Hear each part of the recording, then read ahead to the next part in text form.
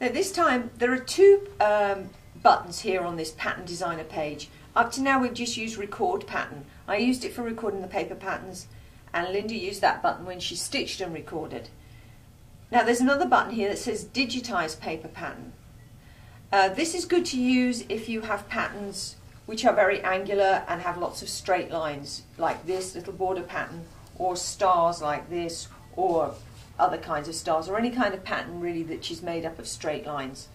Because with this button, you show IQ points along the line. So I'll touch digitize paper pattern. Okay, it says to improve accuracy, move the needle down manually so it is just above the pattern.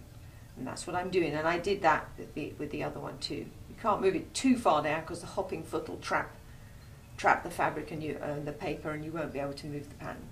So I've moved the needle down. Okay. Now I'm moving my needle to the starting point of the pattern, which is here. Okay, so I'm right at that corner, and I'm going to touch OK. Now normally you would hear a beep. My machine at the moment doesn't have any beeps, but trust me, yours would have beeped. So I've touched at that corner. Now I'm just moving the machine to the next corner. I'm touching OK. Now I'm moving to the next corner. OK. And you'll gradually see the picture appearing on the screen. So it doesn't matter that I wobble along here.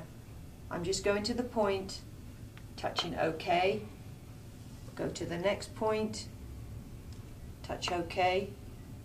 Next point, OK. Next point, OK. Next point, because I want there to be a bottom part on that tree. OK. Now here to across to my house. OK. So at every corner, at every change in direction, I'm touching OK, and it's building up the picture.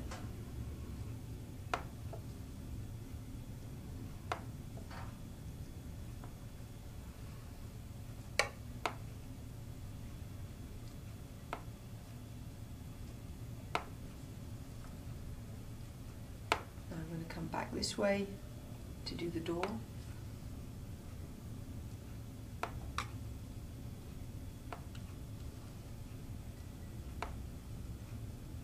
This way. And then across here to the end. Okay, and that's the end. That's one repeat. So I'm touching finished. And there's my little pattern. Now I'm going to save the pattern from the quilt, touch it just the same as before, give it a name, house, enter, put it in my catalogue, select, and there it is. And now again, like the other one before, I need to go back and check that the start point and the end point are on the same horizontal line. So modify pattern, this one. There's the grid. Let's just move it down a little bit. Okay, and that looks pretty good. So I didn't have to rotate it or anything. So I just leave it as it is. So finished. So